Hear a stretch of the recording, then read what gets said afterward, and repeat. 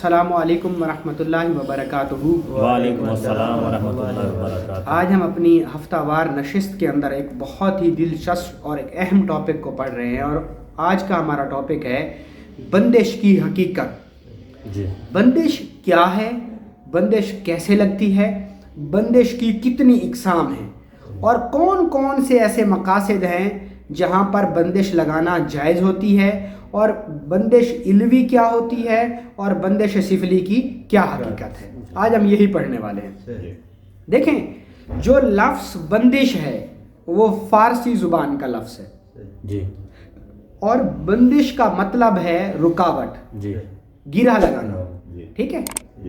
اچھا، اکثر طور پہ بندش کو عقد بھی کہتے ہیں۔ عقد نکلا ہے عقیدے سے، جی، اور عقد کہتے ہیں گرہ لگانا۔ جی، قل اعوذ برب الفلق من شر ما خلق ومن شر غاسق اذا وقب۔ یہ جو بندشوں والا جادو ہے، یہ گرہوں والا جادو ہے، قرآن نے بھی اس کو بتایا ہے، ٹھیک ہے۔ بندش، عقد، رکاوٹ، یہ ساری ایک ہی چیزیں ہیں، ٹھیک ہے۔ عام طور پہ عاملین لوگ جب بھی ہم کسی کے ہاں جاتے ہیں، میری بات سمجھ آئی؟ جب بھی ہم کسی کے پاس جاتے ہیں نا، وہ ایک عرف عام میں ایک ہی بات کہہ کے اپنے سر سے رولا مکا دیتا ہے، اپنی جان چھڑوا لیتا ہے، یہ کہہ کر کہ آپ کے اوپر بندش لگی ہوئی ہے، جی، آپ کے اوپر بندش لگی ہوئی، بندش لگی ہوئی ہے۔ اس بندش کی حقیقت کیا ہے، کیسے لگتی ہے یہ بندش؟ جی، اور حضور کریم صلی اللہ تعالی علیہ وسلم پر جو جادو کیا گیا تھا اس میں بھی گرہیں لگی ہوئی تھی۔ کیا لگی ہوئی تھی؟ گرہیں لگی ہوئی تھی۔ بندش کا گرہوں کے ساتھ کیا تعلق ہے؟ یہ جو گرہیں ہیں، ٹھیک ہے، اس کے ساتھ کیا تعلق ہے؟ جی، دیکھیں، سب سے پہلی بات جو بندش کی حقیقت ہے وہ یہ ہے کہ 70% بندش ہوتی ہی نہیں ہے، بندش ہوتی ہی نہیں ہے۔ دراصل پیری مریدی بدقسمتی سے نا، پیری مریدی ایک ایسا شعبہ بن گیا ہے کہ اس کی نہ تو کہیں سے آپ کو سند چاہیے، نہ آپ کو اس کا کوئی نصاب چاہیے، اور نہ کوئی آپ سے پوچھے گا کہ آپ پیر ہیں تو آپ کیا جانتے ہیں، ٹھیک ہے۔ تو ہر تیسرا شخص خود کو پیر سمجھنے لگ گیا ہے۔ تو جو ناقص العلم لوگ ہیں وہ ہر کسی کو، اگر کسی کی دکان پہ کوئی گاہک نہیں آ رہا تو وہ اس کو بندش کا رنگ دے دیتے ہیں، اگر کسی کی دکان نہیں چل رہی یا کسی کی اولاد نہیں ہو رہی تو ہر دوسرے تیسرے مرض کو وہ بندش ڈکلیئر کر دیتے ہیں، اور 70% بندش نہیں ہوتی، بندش ہوتی ہی نہیں ہے۔ اس کی کوئی نہ کوئی اور وجہ ہوتی ہے جس کو اسے عام طور پہ بندش کا رنگ دیا جا رہا ہوتا ہے، وہ بندش ہوتی نہیں ہے، پہلی بات۔ دوسری اور اہم بات، تاہم جادو ہے اور جادو کے وجود سے انکار بھی نہیں ہے، جادو ہوتا ہے اور جادو چل جاتا ہے، میں جادو کا قائل ہوں اور جادو کا ٹوٹا پھوٹا علاج بھی کرتا ہوں، لیکن ہر مرض جادو ہو یہ نہیں ہو سکتا، ہر مرض جادو نہیں ہو سکتا۔ اب جہاں تک عملیات کے اندر لگائی جانے والی بندش کی حقیقت ہے، اس کی حقیقت صرف یہی ہے کہ کچھ لوگ اپنے تنتر کے زور پہ چند خاص شیاطینی استخراجی قوتوں کو کے منتروں اور لفظوں کے زور پہ، ٹھیک ہے، کسی بھی شخص کے کاروبار کے اوپر، اس کے دماغ کے اوپر، دل کے اوپر، اس کے وجود انسانی اعضاء کے اوپر، اس کے پوشیدہ اعضاء کے اوپر، یا اس کے قدم بوسی ہو گئی، سفر بندی ہو گئی، قدم بندی ہو گئی، کامیابی بندی ہو گئی، نظر بندی ہو گئی، عقد بندی ہو گئی، رزق بندی ہو گئی، اولاد بندی ہو گئی، جنس بندی ہو گئی، زبان بندی ہو گئی، عقل و شعور بندی ہو گئی، یا کوئی برا فعل جیسے ہوتا ہے اس پر بھی بندشیں لگائی جاتی ہیں، وہ ہم آگے چل کے پڑھیں گے۔ تو خاص الفاظ کا مرکب جس کے اندر کفری الفاظ شامل ہوں، ٹھیک ہے، اور وہ کسی شخص کے لیے پڑھے جائیں تو اس سے بندش ہو جاتی ہے، ٹھیک ہے۔ اب ہمیں کیسے پتا چلے گا کہ بندش ہے یا نہیں ہے؟ ٹھیک ہے. اب ہمیں تو ہر شخص کہہ رہا ہے کہ آپ کے اوپر بندش ہے, فلاں پیر کے پاس گئے اس نے کہا بندش ہے, فلاں پیر کے پاس گئے اس نے بھی کہا کہ آپ کے اوپر بندش ہے. مجھے ذاتی طور پہ کیسے فیل ہوگا کہ میرے اوپر بندش ہے یا نہیں ہے؟ سب سے بڑا یہ جو مسئلہ ہے بندش کا, یہ سب سے بڑا اور اہم مسئلہ جو ہے وہ ہے دکانداروں کا. آئے دن دکاندار بوتلوں میں پانی لے کے آئے ہوتے ہیں, دم کر دیں بندش ہو گئی ہے. ٹھیک ہے, تو ہم سب سے پہلے انہی کی کنفیوژن کو دور کرتے ہیں کہ دکانداروں کی بندش کی کیا حقیقت ہے. کیسے پتا چلے گا کہ آیا صحیح معنیوں میں دکان کی بندش ہے یا نہیں ہے؟ ٹھیک ہے, تو جو پہلی بڑی سمٹم ہے, آپ کے پاس جتنا ضرورت کا ساز و سامان ہے وہ سارا ہے, جتنا وہاں اس ایریے کے اندر چیزوں کا بکنے کا, خرید کرنے کا رجحان ہے, وہ تمام تر چیزیں آپ کے پاس اویل ہیں, وہ تمام تر چیزیں آپ کے پاس اویل ہیں. اور اس کے باوجود کئی دن تک کوئی بھی شخص دکان میں داخل نہیں ہوتا, تو شاید ہو سکتا ہے کہ یہ بندش کی علامت ہو, لیکن یہ شاید والی بات ہے. ٹھیک ہے, دیکھیں اس نے دکان لگائی ہے اور روڈ کے اوپر کنوینس ہے, بظاہر کوئی وجہ نہیں ہے, تو لازمی طور پہ لوگوں کو چاہیے کہ اس پہ گاہک تو آنے چاہیے. تو اس چیز کو انسانی عقل نہیں مانتا کہ یہ معلوق الفطرت بات ہے کہ ایسے ممکن ہی نہیں ہے کہ ہفتوں تک اس کے پاس کوئی گاہک نہ آئے. اگر اس کے پاس گاہک آ رہے ہیں تو اس کے اوپر کوئی بندش نہیں, کیونکہ بندش کا جو پہلا پربھاؤ ہے, جو پہلی سمٹم ہے, وہ یہی ہے کہ آپ کے پاس ساری چیزیں ہوں گی لیکن پھر بھی آپ کے پاس آپ کے کسٹمر نہیں ہیں. اگر آئیں گے تو ان کو آپ کی دکان کا ساز و سامان پسند نہیں آئے گا, پہلی بات. دوسری سمٹم وہ یہ کہ آپ کی دکان کے اندر پڑی ہوئی چیزوں میں سے ایسے بدبو آئے گی جیسے ٹوائلٹ کی سمیل ہوتی ہے, جیسے گندگی کی سمیل ہوتی ہے, ایسے بدبو آئے گی. اگر علوی بندش ہے, قرآن کی کسی آیت کو پڑھ کر کسی نے بد دعا کر دی ہے, تو پھر کیا وہاں بیٹھے بیٹھے اکثر خوشبو بھی آتی ہے, خوشبو اور بدبو کا آنا, ٹھیک ہے, یہ بھی جادو کی علامت ہے. ٹھیک ہے, کہ بظاہر کہیں کوئی خوشبو ہے ہی نہیں اور ایک دم سے تیز خوشبو آ رہی ہے, تو یہ جادو کی علامت ہے. اگر جادو سفلی ہے تو گندگی کی بو آئے گی, اگر جادو علوی ہے, علوی سے مراد قرآن کی کوئی آیت پڑھ کے آپ نے کسی کے لیے بد دعا کر دی, تو آپ کی بد دعا کا وہ اثر تو اس پہ ہے نا, بد دعا بھی کرنی چاہیے. ہاں, قرآن نے کی, کس لیے؟ تبت یدا ابی لہب, یہ کیا ہے؟ اللہ بد دعا کر رہا ہے.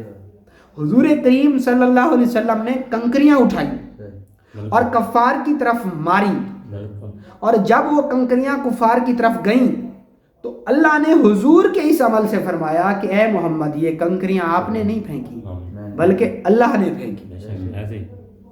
ٹھیک ہے جی, آپ نے وہ کنکریاں پھینکی تو ان پر لعنت فرمائی. ٹھیک ہے, یا جب بھی ہم کوئی قرآن کی آیت کو پڑھ کے کسی کے لیے بد دعا کرتے ہیں تو وہ اسفل سافلین, وہ سفلی میں تبدیل ہو جاتا ہے. ضروری نہیں ہے کہ سفلی جادو ہمیشہ گندگی سے ہو, سفلی قرآن سے بھی ہو جاتا ہے. کیسے؟ آپ نے سورۃ الکوثر پڑھی, جیسے بھائی جاز نے کہا تھا, آپ نے کہا تھا نا کہ مجھے بندہ ملا, اس نے کہا اسی ایک سورہ میں خیر بھی ہے اور شر بھی ہے, تو اس نے قرآن کی اس آیت سے شر کو لیا. ٹھیک ہے, مثال کے طور پہ یہ بتانا مجھے نہیں چاہیے, جیسے کہ سورہ کوثر کی آخری آیات ہے ونہر ان شانیک ھو الابتر ابتر ابتر, تو یہ بد دعا ہے, تیرا دشمن بے اولاد رہے گا. ٹھیک ہے, تو اللہ بد دعا کر رہے ہیں. تو اگر آپ اللہ کے غیظ و غضب والی آیات کو پڑھ کے کسی کے حق میں بد دعا کریں گے تو وہ بھی بندش ہو جائے گی.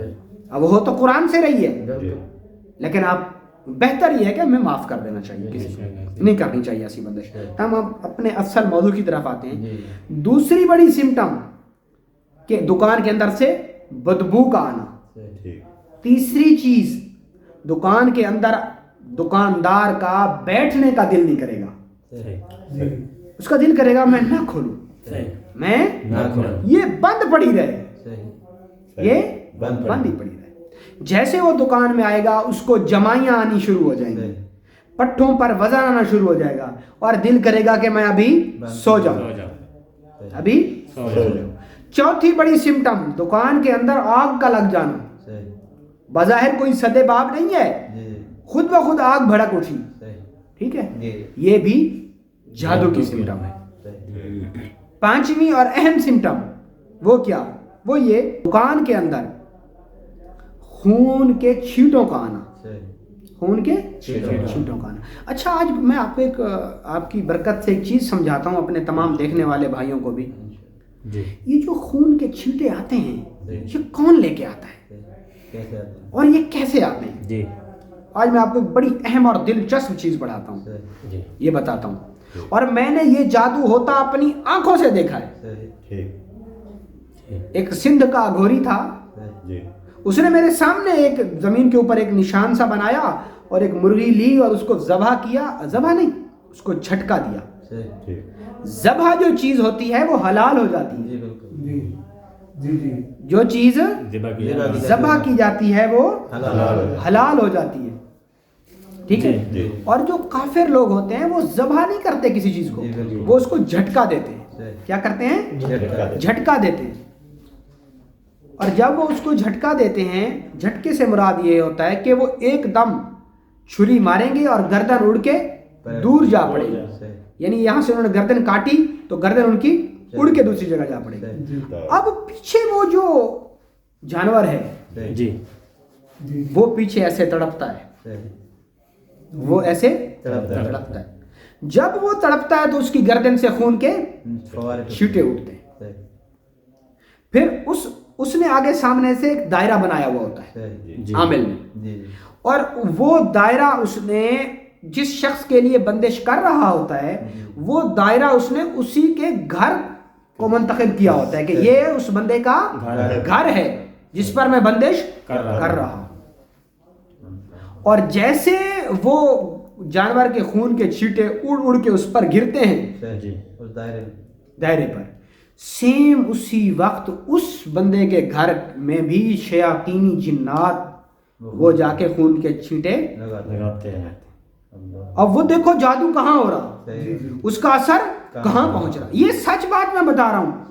میں ذاتی طور سے ایسے لوگوں کو جانتا ہوں جن کے گھر میں خون کے چھینٹے تو چھوڑو, انگارے برستے تھے, پتھر گرتے تھے.